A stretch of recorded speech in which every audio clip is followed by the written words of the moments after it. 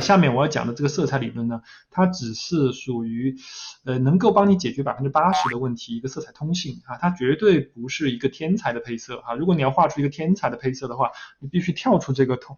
待会我要讲的这些理论，去结合你的性格啊，结合你的认知啊，去画一些东西啊。但是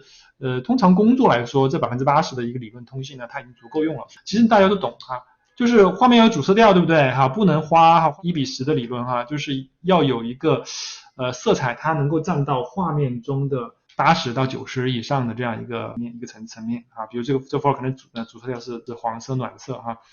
然后剩下的10%放什么呢？放它的对比色哈，放它的就是跟它对立的颜色。我们看一下色环。啊，比如这个色环哈，假设我们选取比如说黄色为主色调，那么它对的颜色是什么？对，就是色环对面的颜色就是冷色、蓝色这种颜色10%跟它对比的颜色。其实对比色也叫互补色哈，为什么叫互补呢？就是说画面中当你很多的这种暖色的时候，你加一点点这种它的对比色或它的互补色的话，画面会显得好看，会显得舒服啊。但是问题在于它一定不能喧宾夺主，一定不能画面中就是一个暖色区域的颜色跟冷色区域的颜色占的面积不是，因为就占的比重啊，占的视觉比重是相同的，这就会产生一个不舒服的感觉啊。这个视觉比重是什么呢？就是说饱和度越高的视觉比重越高啊，面积越大也会造成视觉比重越高。假设你画一幅画，你定暖色为主色调，那么冷色在里面的面积要小，而且饱和度要低。就说一个颜色它吸引眼球靠它的色彩饱和度、它的鲜艳程度和它的面积来达到。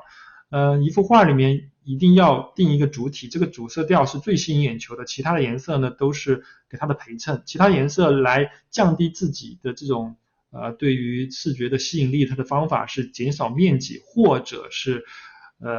降低饱和度，或者是两者皆有哈。但是你说画面中只有一个黄色会不会太单调呢？哈，其实我们的主色调并不是只有一个颜色，而是指一个附近区域。比如说你定一个黄色哈，中间是黄色，往左边是黄绿，往右边是偏橙色。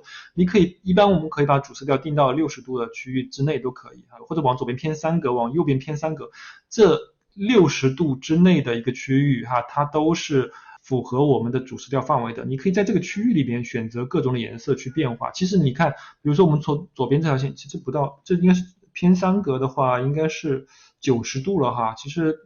都还是看起来还可以哈。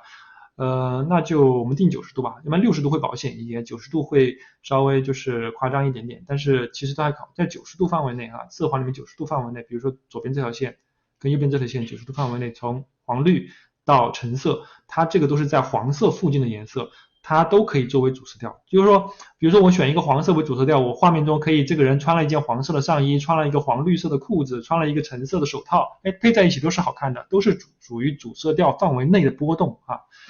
这个波动呢还可以在明度和饱和度的波动，比如说有些更饱和一些，有些更深一些，有些颜色更浅一些可以在这里面波动。所以在这个区域里面在这个披萨饼的这个块状里面都可以选择不同的颜色来配合作为画面的主体颜色。那剩下的颜色呢，剩下的这些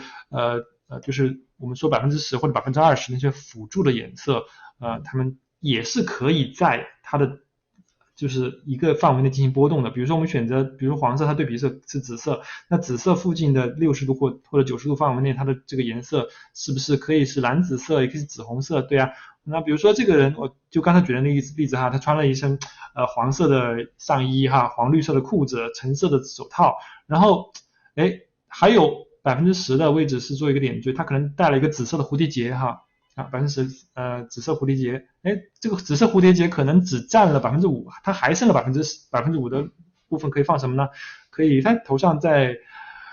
戴一个什么呢？戴一个紫红色的帽子吧这可能面积稍微大一点点了紫红色的帽子，但是可能低饱和度一点也可以吧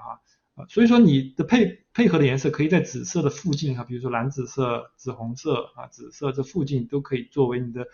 它的对比色这样去使用，一定要注意它的范围要小。如果说比如说刚才我想戴一个小蝴蝶结，可能是很高饱和度的紫色蝴蝶结可以的，但是如果说你戴一顶帽子的话，面积比较大，那么所以说要降低什么呢？降低它的饱和度可能戴一个低饱和度的玫瑰红的那个